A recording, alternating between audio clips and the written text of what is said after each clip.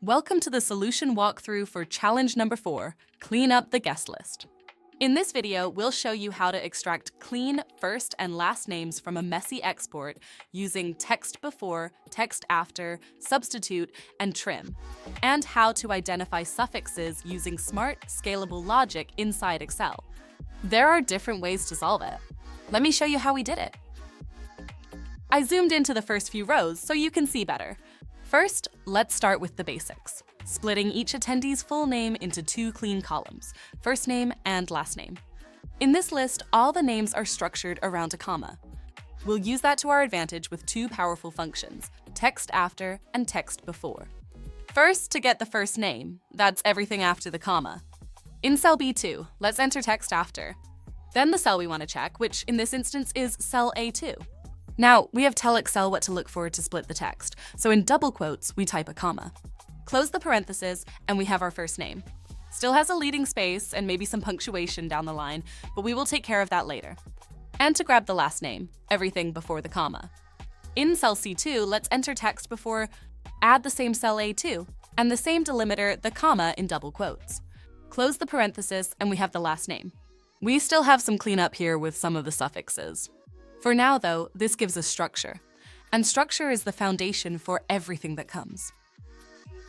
Okay, it is time to deal with that pesky suffix. It is not going to affect most of our rows, but I do see some suffixes down the line.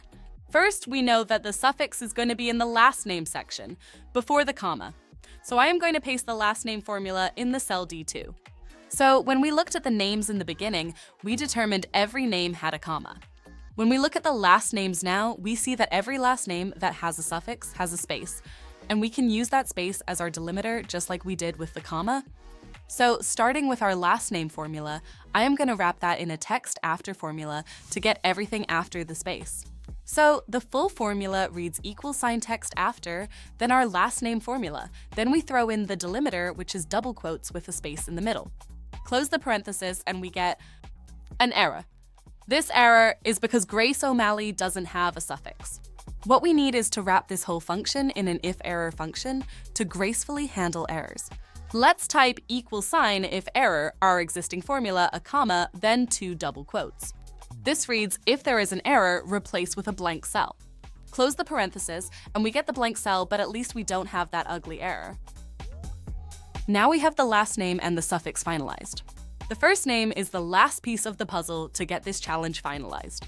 I see some punctuation after the middle initial, and we will need to get rid of that. We can't just delete it in a formula, but what we can do is substitute the period with 2 double quotes. Jumping back to cell B2, let's wrap our original text after function with a substitute function. Type substitute, then leave our original formula. Add a comma and type what we want to substitute, which is our period, wrapped in double quotes and another comma, and then the 2 double quotes to replace it. Close the parenthesis. While we are here, let's also handle the leading spaces, and that is simply wrapping our whole formula in the trim function, which will eliminate our leading and trailing spaces.